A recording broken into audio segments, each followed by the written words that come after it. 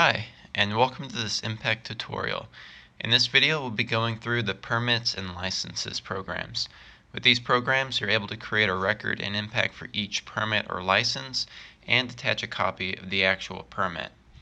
To get to the programs, we'll go to Property Operations, and we'll find our permit programs right here.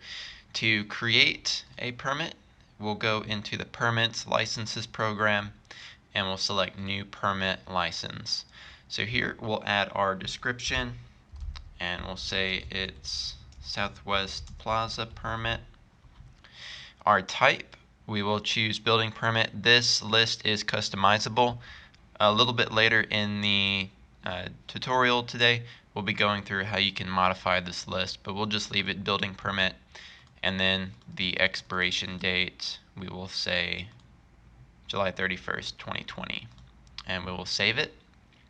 And so for the Southwest Plaza property, we have added our permit. The only additional step, it's optional, it's not required, but we recommend it. You can actually attach a copy to the permit here. So you just select Attachments, select New Attachment. This will browse our computer. I'll pick Southwest Plaza Permit. You can add a description if you'd like, but I'll just go ahead and save it. And once I do that, that's it. As far as adding a permit, this is all added.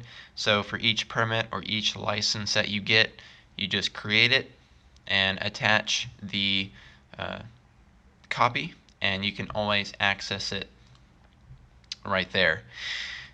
As far as like removing, if you ever need to get rid of a permit, all you have to do is go into the options, and down here you have the delete option. That's going to delete the record, and that's it. So creating, deleting, it's really that simple. Looking at the other two programs, we have a permit license type setup and permit license notification. So the permit license type setup, this is where those types are going to come from. So we have building permits, change of use permits, and so on. To modify the list, here in the options column you have the little X, and this is to delete any one of these permits.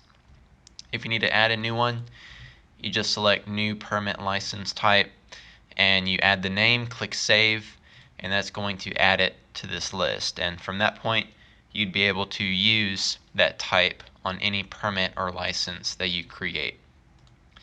Lastly, we have the permit license notification.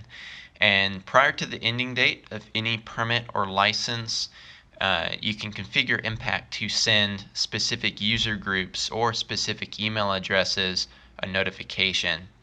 So we'll click into this program, and you can do it for each property. Administrators will have the ability to do a default notification setting for all properties. So let's just say I just wanted to do Southwest Plaza. So here I can select specific user groups. So if I wanted it to go to my administrator user group and my property manager user group, I just select them there. And that means when this email gets sent, anyone in the administrator user group and the property manager user group are going to receive this email. And here we have select notification days before expiration. So this just tells the system, okay, 180 days before a permit is going to expire, notify me. And then 90 days before, 60 days before, 45, 30. You can choose as many as these as you like. So if you want to be notified 30 and 90 days, you just select them both. And when I click Save, there we go. So now administrator and property manager user groups are assigned 90 days and 30 days before expiration. That email will get sent out.